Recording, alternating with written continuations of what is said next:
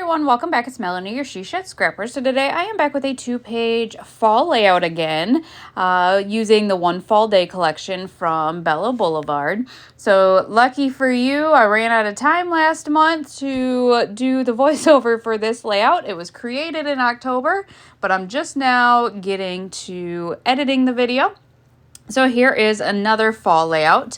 I decided to cut a circle for this one. It is going to kind of maybe be a little bit similar to one of the layouts I did last month for the Erica Rose Creates design team. I used a cut file for my title for that one and place that kind of on a similar circle. So it might be a little bit similar, but that's okay. I think that was for my layout or my album, and this one is for one of my son's albums. So it'll be, looked at different times. So I have, I believe, 5, 6, 7 photos. You can see though that the ones that I just matted, those actually I printed off 2x3 and added the white border in my app.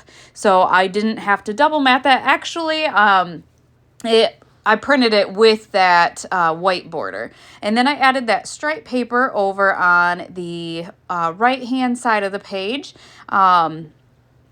to add that photo. I wanted to bring some red over to page 2, and so by matting that those photos, I guess you could say, in red, that helped bring some of that red over to page 2. So really simple design. I think, honestly, embellishing maybe took longer than putting the layout together. Again, I wanted to bring in some other colors and other patterns. So I ended up using this green dovetailing the end, and I'm going to have it look like it goes all the way across the page. That kind of helps so my photos aren't floating either. It provides kind of a good base for those photos on page 2.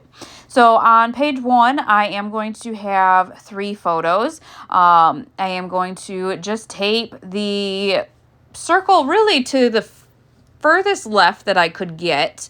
I wanted to get the most out of the circle because I know that I am covering up the right-hand side. I am just placing my 2 photos right on the page, which I guess I decided to add the green before I added the photos. And I don't even know why I bothered to get that little square. We'll see if eventually I use that little square of green that I chopped off there. But anyways, another piece of scraps, I guess, for maybe, hopefully, another layout. So I did double mat the singular photo for page 1 I just found a whole stack of this. I don't even know what color to call it. I don't even know what color pistachio green is, but it's a lighter green and it goes with this collection. So I have just ended up adding all that I have of that cardstock into this collection because it's just been working so nice. So you would think maybe I would try to center that photo on page 1. However, I wanted to use the space to the left of the photo for a title. And so I'm actually going to overlap the other 2 photos just a teeny tiny bit with that singular photo. And that's going to allow me space to add a title. I am going to end up using a title from the chipboard, Hello Fall. I just thought it was perfect. This was a trip to an apple farm, and if you look closely at their clothes, I don't even think I'm in this layout at all. That's my mom.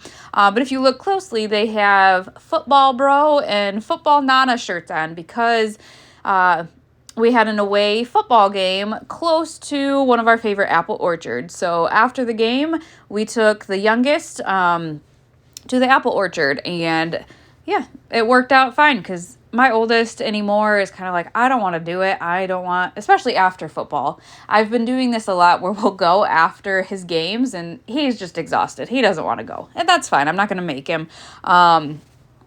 So that's what this was. And actually, this was 2 years ago. We did the same thing this year, and just my youngest, and my mom and I.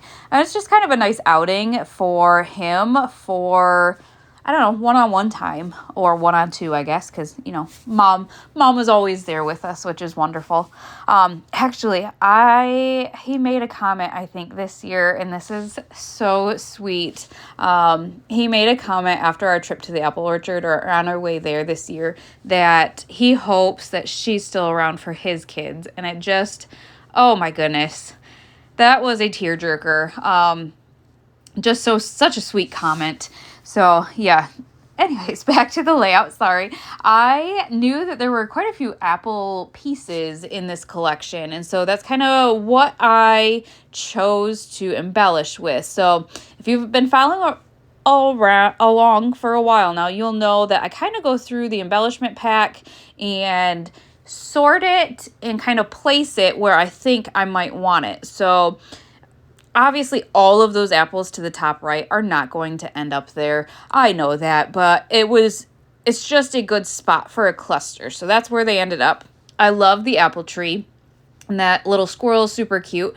Plus, they had apple cider, a basket of apples. So just a lot of apples. And I feel like that is kind of something lacking in a lot of the fall collections. It's all about pumpkins usually. But we tend to do more apple picking than going to the pumpkin farm.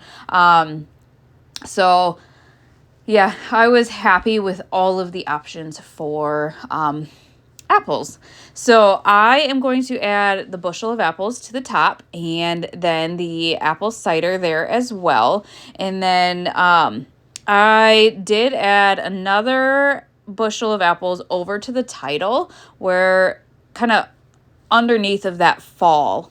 And then I'm just kind of playing around with placements of other embellishments. And luckily I did not use all of the apple embellishments because I have since done another apple picking layout with this collection, which you will see this month. And so I was able to use at least one apple embellishment for that layout. So just playing around again with different options. I did add a phrase under the Hello Fall title to the left. And then really just playing around. I found the fall vibes circular element that I liked for kind of the top, and there's a jug of apple cider there that I'll probably layer there as well.